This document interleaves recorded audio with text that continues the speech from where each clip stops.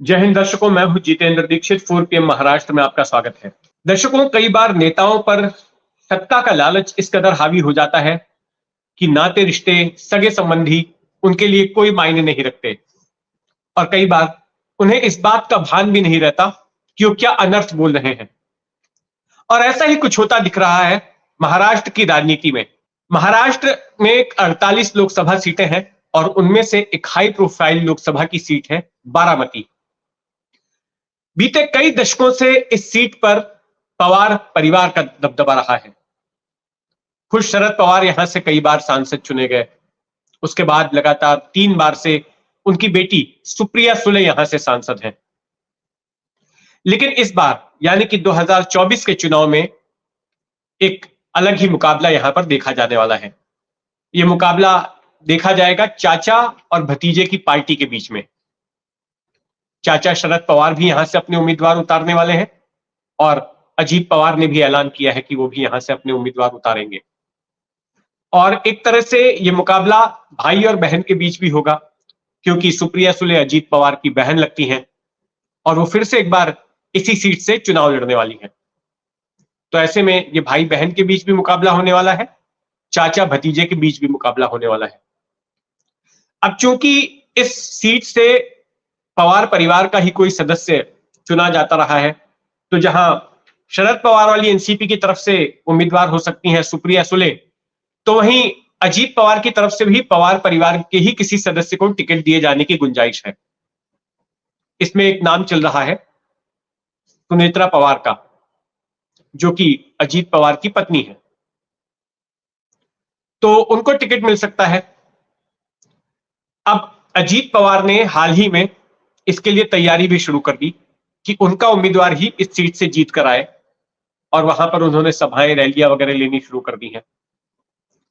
ऐसी ही एक सभा में वो एक बात बोल गए जिस पर कि जो विरोधी खेमा है वो उन पर तंज कस रहा है और कह रहा है कि अजीत पवार काफी निचले स्तर तक गिर गए हैं और यहां तक कि वो अपने चाचा शरद पवार की मौत की कामना कर रहे हैं।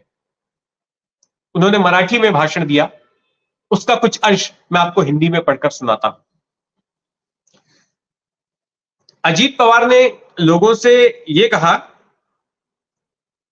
कि वे भावनात्मक अपील में ना पड़े चाचा शरद पवार की। उनके शब्द हैं अजीत पवार के, यह मेरा आखिरी चुनाव है, ऐसी भावनात्मक अपील आपको सुनने मिलेगी। पता नहीं कब उनका आखिरी चुनाव होगा। 2019 में भी संकेत दिए थे कि आखिरी चुनाव होगा। तो ये कटाक्ष उनका चाचा शरद पवार के ऊपर है, क्योंकि अजीत पवार को डर है कि शरद पवार की इमोशनल अपील के चलते कहीं इनके उम्मीदवार को हार का सामना ना करना पड़े और शरद पवार का खेमा ही जीत जाए सीट से। तो इसीलिए वो वोटरों को अभी से आगाह कर रहे हैं कि शरद पवार की उस अपील के चक्कर में मत पड़ना, जहां पर वो फिर एक बार आपसे कहेंगे कि ये मेरा आखिरी चुनाव हो सकता है। मतलब ये आखिरी चुनाव वो लड़वाएंगे, इसके बाद वो राजनीति से बाहर हो जाएंगे। इस पर शरद पवार गुट के जो नेता हैं जितेंद्र आवाड़, उन्होंने पलटवार किया और उन्होंने बयान दिया।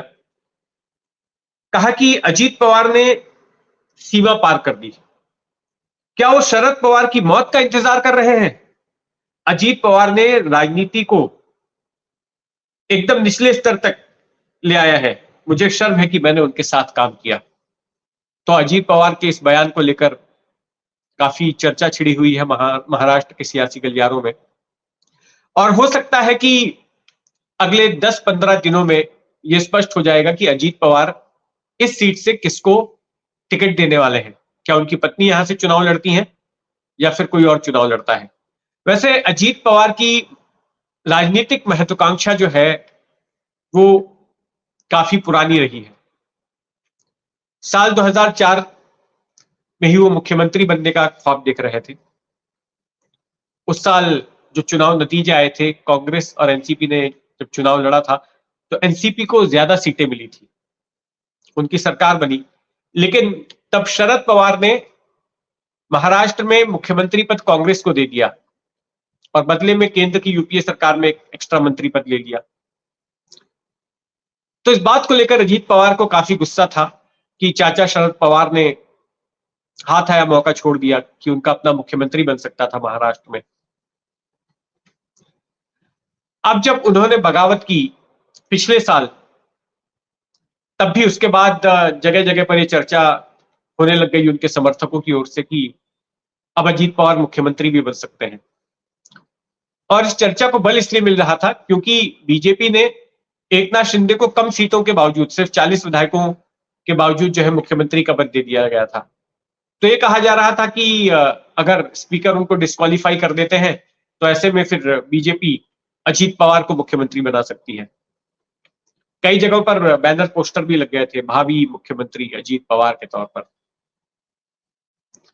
और अजीत पवार के बागी तेवर इससे पहले भी एक बार देखे गए। आपको याद होगा साल 2019 में जब एक तरफ सरकार बनाने को लेकर ये तीनों पार्टियां नेहरू सेंटर में बैठक कर रही थी, शिवसेना, कांग्रेस और एनसीपी, और उद्धव ठाकरे का नाम तय हो गया था कि उद्धव ठाकरे मुख्यमंत्री बनेंगे। अगले दिन राज्यपाल को जाकर सरकार बनाने का दावा किया जाएगा, तो उसी रात अजीत पवार देवेंद्र फडणवीस के साथ मिलकर खेल कर देते हैं और अगली सुबह उप मुख्यमंत्री पद की शपथ ले लेते हैं। देवेंद्र फडणवीस मुख्यमंत्री बन जाते हैं। हालांकि वो सरकार 3 दिनों से ज्यादा चलती नहीं। इसके बाद अजीत पवार के इस गुनाह को माफ कर दिया जाता है। अजीत पवार फिर से एनसीपी में आ जाते हैं, उनको उप मुख्यमंत्री बनाया जाता है, वित्त मंत्रालय दिया जाता है। अच्छा, पिछले साल जब शरद पवार ने अचानक ये ऐलान कर दिया था कि वो अब राजनीति से संन्यास ले रहे हैं, अध्यक्ष पद से त्यागपत्र दे रहे हैं, तो सबसे ज्यादा खुश होने वालों में अजीत पवार ही थे। उनको लग रहा था कि अब शरद पवार की सियासी विरासत उन्हीं को मिल जाएगी। और जो भी लोग शरद पवार से इस्तीफा वापस लेने की बात कर रहे थे, अजीत पवार उनको डांट रहे थे, उनका विरोध कर रहे थे। लेकिन 4 दिन तक चले ड्रामे के बाद शरद पवार ने अपना फैसला वापस ले लिया और कहा कि वो अध्यक्ष बने रहेंगे। तो वैसे में अजीत पवार को लगा कि उनका सियासी करियर तो अब आगे बढ़ नहीं रहा है और कल को हो सकता है कि पार्टी की कमान जो है वो अपनी बेटी सुप्रिया सुले को ही सौंप दे। हालांकि शरद पवार बार बार ये कहते रहे कि केंद्र की राजनीति सुप्रिया सुले संभालेंगी और राज्य की राजनीति अजीत पवार संभालेंगे। लेकिन अजीत पवार को अपनी ग्रोथ नजर नहीं आ रही थी और आखिरकार में जिसकी सभी को आशंका थी कि वो बगावत करेंगे अपनी पार्टी से, उन्होंने बीते साल जुलाई में बगावत कर दी और बीजेपी शिवसेना के साथ मिलकर सरकार में शामिल हो गए। तो अब सबसे बड़ा सवाल यह है कि बारामती में अजीत पवार की ओर से उम्मीदवार कौन होगा। हमारी उस पर नजर बनी रहेगी।